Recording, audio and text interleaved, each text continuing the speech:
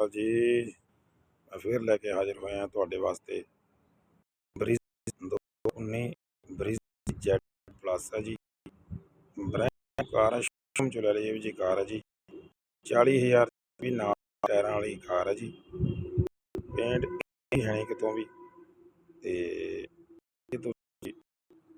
मर्जी कर लो। कार बाजार मोबाइल नंबर वीडियो च मैं कर देंगे।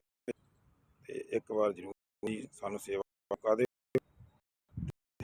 वीडियो शेयर जरूर करें की परमिशन मिलती है सानू हौसला मिलती है जी। असीं तुहानू नवें नवें तुहाडे सेवा विच हाजिर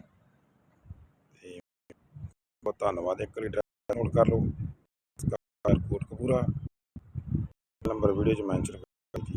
बहुत धन्नवाद। टॉप वाला